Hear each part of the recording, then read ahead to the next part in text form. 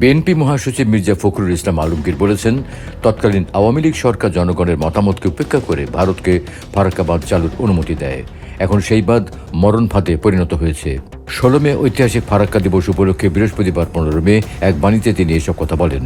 মির্জা ফখরুল বলেন, 16 মে আমাদের জাতীয় আন্দোলনের এক তাৎপর্যপূর্ণ দিন। 1976 সালের এই দিনে মাওলানা আব্দুল হামিদ খান ভাসানীর নেতৃত্বে লাখো মানুষ ফারাক্কা অভিমুখে লং মার্চে অংশ নিয়েছিল। তাদের দাবি ছিল গঙ্গার পানির ন্যায্য হিস্সা নিশ্চিত করা। তিনি বলেন, ভারত গঙ্গার উপর ফারাক্কা বাঁধ নির্মাণ করে একতরফাভাবে পানি প্রত্যাহার শুরু করে। এর ফলে বাংলাদেশের উত্তর পশ্চিমাঞ্চল মরুভূমিতে পরিণত হচ্ছে।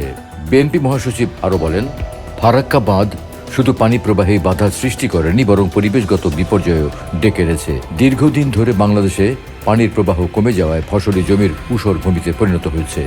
জীববৈচিত্র্য নষ্ট হচ্ছে, অথচ তৎকালীন আওয়ামী লীগ সরকার ভারতকে পরীক্ষামূলকভাবে বাঁধ চালুর অনুমতি দেয়, যা আজও অব্যাহত রয়েছে।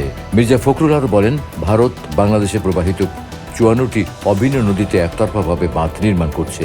এটি বাংলাদেশের জন্য অত্যন্ত বিপজ্জনক। পানির থেকে বঞ্চিত হলে দেশের খাদ্য নিরাপত্তা হুমকির মুখে পড়বে। ফারাক্কা দিবস উপলক্ষে আয়োজিত বিভিন্ন কর্মসূচির সাফল্য কামনা করে মির্জা ফখরুল বলেন, অধিকার আদায়ের সংগ্রামে এই দিবসটি আমাদের জন্য শিক্ষণীয়। তিনি আরও বলেন, মাওলানা ভাসানীর নেতৃত্বে ফারাক্কা লং মার্চ প্রমাণ করেছিল জনগণের ঐক্যবদ্ধ আন্দোলন যে কোনো শক্তির বিরুদ্ধে রুখে দাঁড়াতে পারে।